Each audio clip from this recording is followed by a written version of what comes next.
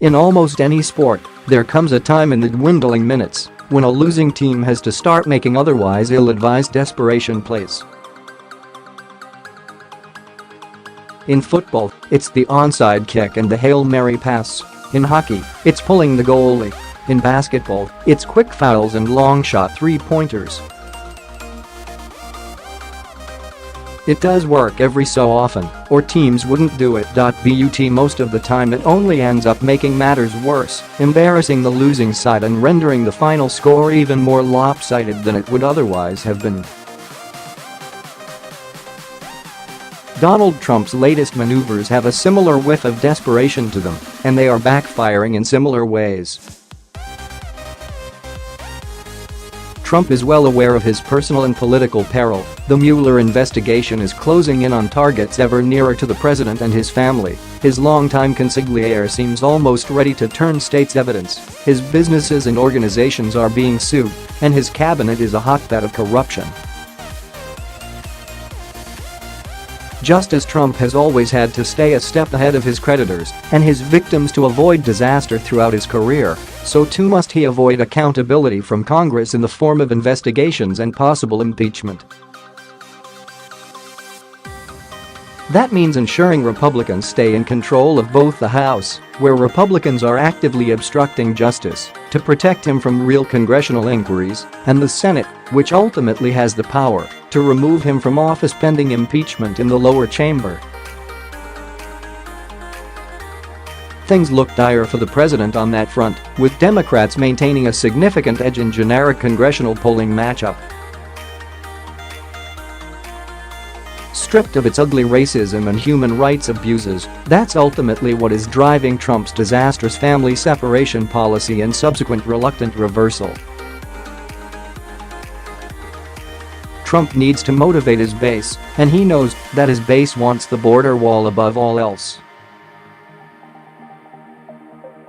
He needs it desperately. Much as Andrew Sullivan seems to have missed it, Democrats have for years been willing to negotiate with Republicans on stricter border security measures in exchange for reasonable immigration reforms, including granting Trump large amounts of funding for his wall. But immigration hardliners like Steve King and Stephen Miller won't make the necessary concessions. So with November and a dispirited Republican base barreling down at him, Trump decided to make the same play that desperate bank robbers do. He took hostages. Like a classic mob protection racket, he calculated that Democrats would have enough heartbroken empathy for children ripped from their parents' arms that they would give Trump all his border wall funding and other concessions just to bring an end to the pain and suffering. Trump is an ignorant fool by most measures, but he does have a keen gut feel for shifting political winds. He must have sensed the danger in the move and the potential for universal moral condemnation on all sides, but the peril of his situation demanded that he take the risk. It backfired badly. Like a hockey team victimized again by an empty net goal and compelled to reinsert the keeper, Trump was forced to pull back, where normally he would double and triple down. But to save face, he lurched forward with an embarrassing attempt to reframe the conversation to victims of crimes committed by victims of crime by undocumented immigrants. BT that only earned him tepid coverage even in the right-wing media, and nearly horrified looks from anyone else insofar as they even noticed. After all, undocumented immigrants commit violent crimes at lower rates than citizens do, and Trump couldn't help embarrassing himself again by tactlessly signing autographs on the photographs of the very victims whose bloody shirts he was trying to wave.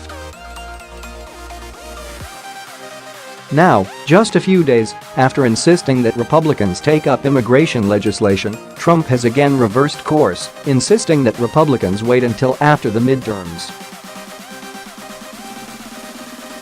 But that would only make sense if Trump thought Republicans were going to win a significant number of seats in November, which he must know isn't going to happen. But it's important to remember that Trump's proclamatory missives aren't meant for the country as a whole, or for his opponents, or even his allies in Washington. They're for his base, the people who attend his rallies, the deplorables on whom he is depending to flood the polls in November.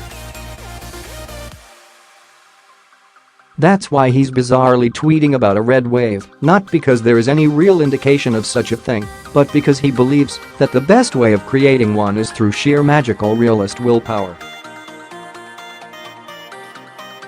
Are these gambits reckless and counterproductive? Certainly, in a normal political sense. But Hail Mary passes and onside kicks are bad football strategy in a normal football sense too, until time starts running out on the losing team. Time is running out on Trump and his party as we approach a midterm election that seems likely to go against him. That in turn means the plays he will call will likely become even more bizarre and heedless in the months ahead.